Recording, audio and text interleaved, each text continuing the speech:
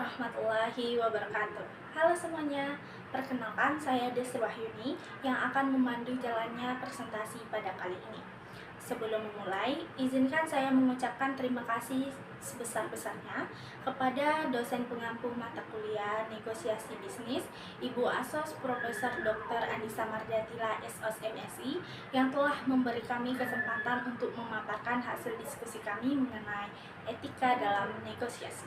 Pada kesempatan kali ini, kami kelompok 6 yang beranggotakan saya sendiri Desri Wahyuni sebagai moderator, ada Mutiara Fadila sebagai presentator, Putri Yuliana Siotang sebagai presentator, dan Bayu Aditya sebagai presentator.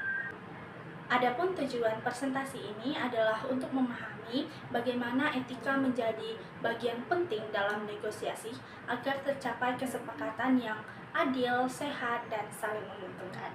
Untuk memasuki pembahasan mengenai etika dalam negosiasi, muncul sebuah pertanyaan, sebenarnya apa sih itu negosiasi? Nah, jadi negosiasi merupakan aktivitas interaksi antara dua pihak atau lebih yang memiliki perbedaan kepentingan dengan tujuan untuk mencapai kesepakatan yang saling menguntungkan berdasarkan prinsip tertentu. Dalam Kamus Besar Bahasa Indonesia, negosiasi diartikan dalam dua hal. Yang pertama yaitu proses tawar-menawar melalui diskusi untuk memberi dan menerima demi tercapai kesepakatan yang saling menguntungkan antara pihak satu dengan pihak yang lain. Dan yang kedua yaitu penyelesaian konflik secara damai melalui pembicaraan di antara pihak yang terkait. Jadi, tujuan negosiasi adalah mencapai kesepakatan antara dua pihak atau lebih sehingga masing-masing memperoleh manfaat. Fungsi utama negosiasi adalah sebagai sarana berunding atau tawar-menawar untuk mencapai kesepakatan bersama. Baik, selanjutnya saya akan menjelaskan etika dalam negosiasi. Etika dalam negosiasi merupakan elemen mendasar yang memastikan proses setelah hasil yang adil dan menguntungkan semua pihak. Adapun prinsip utama dalam etika negosiasi adalah yang pertama ada kejujuran. Kejujuran berarti menyampaikan informasi secara benar, tidak menipu dan tidak memanipulasi fakta. Negosiator yang jujur lebih mudah dipercaya sehingga meningkatkan kemungkinan tercapai kesepakatan jangka panjang. Yang kedua ada keadilan. Prinsip ini menekankan bahwa kesepakatan harus memberikan manfaat yang seimbang, tidak hanya menguntungkan satu pihak. Keadilan membuat semua pihak merasa puas dan bersedia menjaga hubungan kerja sama di masa depan. Yang ketiga ada transparansi, berarti keterbukaan dalam mengungkapkan informasi yang relevan dan penting dalam negosiasi. Dengan keterbukaan, risiko salah paham dapat diminimalkan. Yang keempat ada tanggung jawab. Negosiator memiliki tanggung jawab moral untuk menepati janji, menghormati kesepakatan, serta menerima konsekuensi dari keputusan yang dibuat. Yang kelima ada menghormati pihak lain. Prinsip ini menuntut negosiator memperlakukan pihak lain dengan martabat, sopan santun, serta tanpa intimidasi. Menghormati lawan negosiasi akan menciptakan suasana diskusi yang sehat dan konstruktif. Yang keenam ada integritas. Integritas adalah konsistensi antara ucapan, tindakan, dan nilai moral. Negosiator yang berintegritas tidak mudah mengorbankan nilai-nilainya hanya demi keuntungan sesaat. Yang ketujuh ada kebaikan dan empati. Empati membantu negosiator memahami kebutuhan pihak lain, sementara sikap baik hati mendorong tercapainya solusi win-win. Negosiasi bukan semata soal menang atau kalah, melainkan mencari kesepakatan yang memuaskan semua pihak. Etika secara umum berfungsi sebagai standar sosial untuk menentukan mana yang benar dan salah dalam suatu situasi. Berbeda dengan moral yang lebih bersifat pribadi, etika melibatkan pandangan yang lebih luas. Pada dasarnya, terdapat 4 standar etika dalam negosiasi. Yang pertama ada memilih tindakan berdasarkan hasil yang ingin dicapai. Yang kedua, memilih tindakan berdasarkan tugas, aturan, atau prinsip moral. Yang ketiga, ada memilih tindakan sesuai norma, nilai, atau strategi organisasi maupun masyarakat. Yang keempat, ada memilih tindakan berdasarkan keyakinan pribadi yang sesuai dengan hati nurani. Dari standar tersebut dapat dilihat bahwa etika berperan penting dalam membentuk cara pandang, evaluasi, serta strategi negosiasi. Dengan etika, proses mempengaruhi pihak lain untuk mencapai tujuan dapat dilakukan secara lebih bermartabat, berkelanjutan, dan dapat diterima oleh semua pihak. Baik, selanjutnya saya akan menjelaskan tentang nilai moral dalam negosiasi. Nilai moral adalah seperangkat prinsip yang menentukan baik atau buruknya perilaku seseorang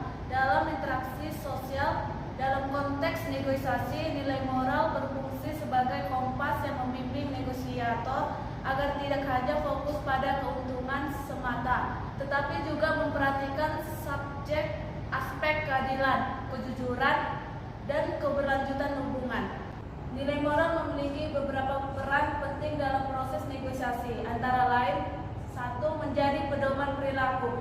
Nilai moral memberikan batasan mana strategi negosiasi yang layak digunakan dan mana yang tidak. Misalnya, penggunaan ancaman atau kebohongan mungkin efektif dalam jangka pendek, tetapi secara normal nilai tidak etis dan merusak reputasi jangka panjang. Yang kedua, membangun kepercayaan. Negosiasi yang berlandaskan moral menghasilkan hubungan yang lebih kuat dan tahan lama. Lawan negosiasi akan lebih percaya pada pihak yang jujur dan konsisten. 3. Meningkatkan legitimasi hasil negosiasi. Kesepakatan yang lahir dari praktik bermoral lebih mudah diterima semua pihak karena dianggap adil. Yang keempat, mengurangi potensi konflik lanjutan. Dengan nilai moral, negosiator dapat mencegah rasa kecewa atau ketidakpuasan yang berpotensi menimbulkan konflik di kemudian hari. Selanjutnya, integritas dalam negosiasi. Integritas adalah kesesuaian antara ucapan, tindakan, dan nilai moral yang diyakini. Dalam konteks negosiasi, integritas berarti konsistensi seorang negosiator untuk berpegang pada prinsip kejujuran, keadilan, dan tanggung jawab, sekalipun dihadapkan pada tekanan untuk meraih keuntungan cepat. Integritas memiliki peran strategis dalam menentukan kualitas proses dan hasil negosiasi, antara lain: yang pertama, membangun kepercayaan. Mitra atau lawan negosiasi lebih mudah mempercayai pihak yang konsisten antara kata dan tindakannya. Kepercayaan ini adalah fondasi penting untuk kerjasama jangka panjang. Yang kedua, menjamin kredibilitas. Negosiator yang berintegrasi dikenal memiliki reputasi baik. Kredibilitas ini membuat pihak lain lebih terbuka untuk bernegosiasi kembali di masa depan. Yang ketiga, mengurangi resiko konflik. Dengan memegang integritas, kesepakatan yang tercapai oleh transparan dan adil, sehingga kecil memungkinkan muncul konflik atau kekecewaan setelah perjanjian. Yang keempat, meningkatkan reputasi organisasi. Dalam konteks bisnis, integritas bukan hanya melekat pada individu, tetapi juga menjadi citra organisasi. Perusahaan yang menjaga integritas dalam negosiasi akan dihormati dan dipercayai di pasar. Baik, selanjutnya saya akan membahas tentang dilema etis dalam negosiasi. Dilema etis adalah situasi ketika seorang negosiator dihadapkan pada pilihan yang sama-sama sulit, yaitu antara keputusan yang menguntungkan secara strategis tetapi melanggar nilai moral, dan keputusan yang etis tetapi mungkin merugikan secara praktis. Dalam konteks negosiasi, dilema etis muncul ketika seseorang harus memilih antara: yang pertama, mencapai tujuan atau target dengan cara yang bisa merugikan pihak lain atau melanggar integritas. Yang kedua, menjaga kejujuran, keadilan, dan nilai moral meskipun berisiko kehilangan peluang atau keuntungan. Dalam praktiknya, dilema etis dapat muncul dalam berbagai bentuk, antara lain: yang pertama, manipulasi informasi, yaitu menyembunyikan fakta penting yang seharusnya diketahui pihak lain. Yang kedua, ada kebohongan atau mispresentasi, yaitu memberikan data palsu atau berlebihan untuk mempengaruhi kesepakatan.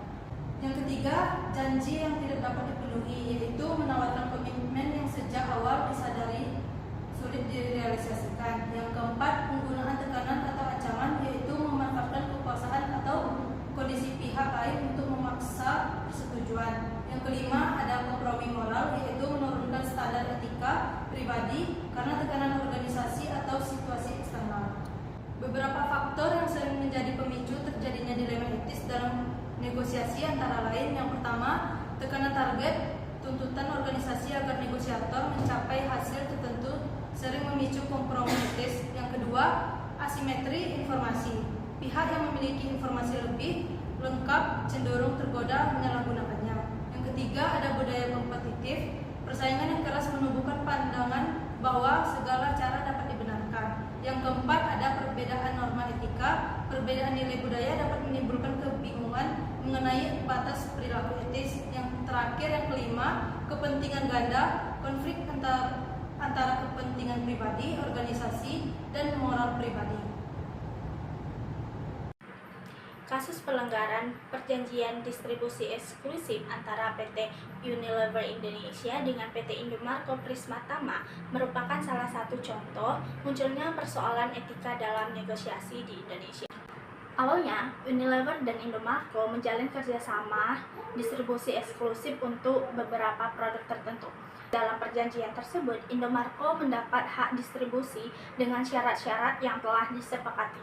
Namun dalam praktiknya terjadi dugaan pelanggaran perjanjian distribusi ketika Indomarko mendistribusikan produk ke jalur lain di luar kesepakatan. Hal ini menimbulkan konflik karena Unilever merasa hak eksklusif yang diberikan tidak dihormati. Dari perspektif etika negosiasi, kasus ini menunjukkan beberapa pelanggaran prinsip dasar, yaitu yang pertama yaitu integritas, yaitu konsistensi untuk memegang komitmen sebagaimana dituangkan dalam perjanjian. Yang kedua yaitu transparansi, yaitu keterbukaan dalam menyampaikan rencana distribusi agar tidak terjadi penyimpangan. Dan yang ketiga yaitu keadilan, yakni perlunya keseimbangan antara kepentingan produsen dengan distributor. Norma etis muncul ketika pihak distributor berusaha memperluas bisnis demi keuntungan jangka pendek. Namun, tindakan tersebut berpotensi merusak kepercayaan jangka panjang mitra bisnisnya. Kasus ini memperlihatkan bahwa negosiasi bisnis bukan sekadar kontrak, tetapi juga menyangkut kepatuhan moral untuk menjaga hubungan profesional yang sehat. Jadi, dari pembahasan kita tadi, maka dapat disimpulkan bahwa etika dalam negosiasi merupakan aspek fundamental untuk menjaga proses negosiasi berlangsung dengan jujur, adil, dan saling menguntungkan. Etika menjadi landasan moral yang menentukan kualitas kesepakatan serta keberlanjutan hubungan kerjasama. Nah, itulah hasil diskusi kita pada kali ini. Lebih dan kurang kami mohon maaf. Wassalamualaikum warahmatullahi wabarakatuh.